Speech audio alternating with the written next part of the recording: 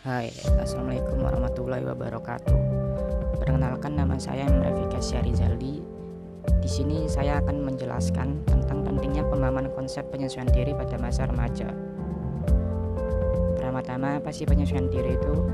Penyesuaian diri dibagi dalam 3 hal, yaitu 1. Penyesuaian diri sebagai adaptasi, yang berarti individu dapat mempertahankan eksistensinya atau survive dan memperoleh kesejahteraan jiwa serta mendapatkan relasi yang meluaskan dengan kehidupan sosial.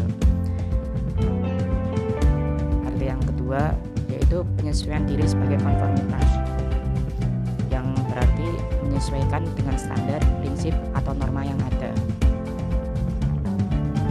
Dan yang ketiga yaitu penyesuaian diri sebagai usaha penguasaan atau mastery, yaitu suatu kemampuan untuk merencanakan dan mengorganisasikan respon dalam cara tertentu sehingga konflik-konflik, kesulitan, dan frustasi tidak terjadi. Jadi dapat saya ambil kesimpulan bahwa penyesuaian diri merupakan suatu proses yang mencakup respon-respon mental dan tingkah laku yang diperjuangkan individu agar dapat berhasil menghadapi kebutuhan-kebutuhan, ketegangan, frustasi, konflik, serta untuk menghasilkan kualitas keselarasan antara tuntutan dari dalam dengan tuntutan dunia atau tempat individu berada. Pada masa remaja, penyesuaian diri menjadi aspek terpenting dalam kehidupannya, karena pada dasarnya masa remaja merupakan masa jembatan antara masa anak-anak dengan masa dewasa, yang mana di antara dua masa tersebut proses penyesuaian diri menjadi distributor yang akan menentukan remaja dalam membentuk kepribadiannya hingga dewasa nanti. Melalui proses penyesuaian diri, remaja akan lebih banyak belajar mengenai pemahaman tentang dirinya sendiri dan dunia luarnya. Penyesuaian diri akan menjadi salah satu bekal penting dalam membantu remaja pada saat terjun dalam masyarakat luas, sehingga remaja akan mampu menjalani kehidupannya dengan kuat, bijak, dan sabar. Dalam melatih konsep penyesuaian diri, remaja sebagai individu dalam realitas harus mampu melakukan penyesuaian diri secara positif.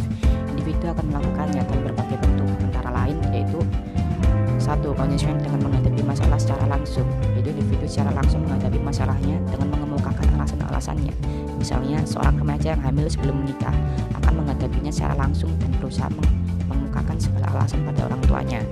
Dan yang kedua, penyesuaian dengan melakukan eksplorasi atau penjelajahan. Individu mencari berbagai cara untuk mampu menyesuaikan diri dengan situasi saat itu sebagai suatu pengalaman. Misalnya, seorang siswa yang merasa kurang mampu dalam mengerjakan tugas membuat makalah akan mencari bahan dalam upaya menyelesaikan tugas tersebut, seperti membaca buku, konsultasi, dan diskusi dengan temannya. Dan yang ketiga yaitu penyesuaian dengan trial and error atau coba-coba.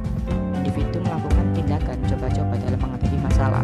Jika menguntungkan akan dilanjutkan, dan jika gagal maka akan dihentikan. Dalam hal ini pemikirannya tidak berperan dibandingkan dengan cara eksplorasi. Misalnya, seorang pengusaha mengadakan spekulasi untuk meningkatkan usahanya. Dan yang keempat yaitu penyesuaian dengan substitusi atau mencari pengganti. Jika individu merasa gagal dalam menghadapi masalah, maka individu tersebut akan mencari pengganti untuk bisa menyesuaikan diri dalam masalah tersebut. Misalnya, gagal berpacaran secara fisik, maka akan berfantasi tentang seorang gadis idamannya.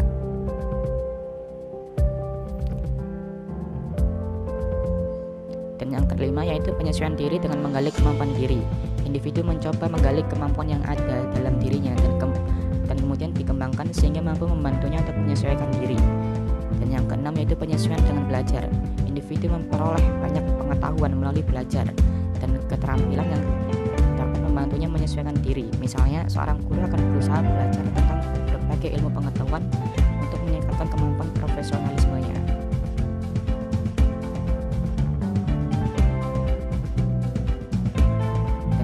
Yaitu penyesuaian dengan pengendalian diri. Penyesuaian diri akan lebih berhasil jika disertai dengan kemampuan memilih tindakan yang tepat dan pengendalian diri secara tepat. Misalnya, seorang klien akan berusaha memilih tindakan mana yang harus dilakukan pada ujian. Dan terakhir yang kedelapan yaitu penyesuaian dengan perencanaan yang cermat. Tindakan yang dilakukan diambil berdasarkan perencanaan yang cermat, dan keputusan diambil setelah dipertimbangkan dari berbagai segi, yaitu dari segi untung dan ruginya.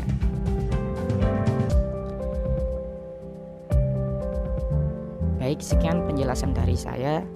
Terima kasih sudah menyimak dan belajar bersama. Wassalamualaikum warahmatullahi wabarakatuh.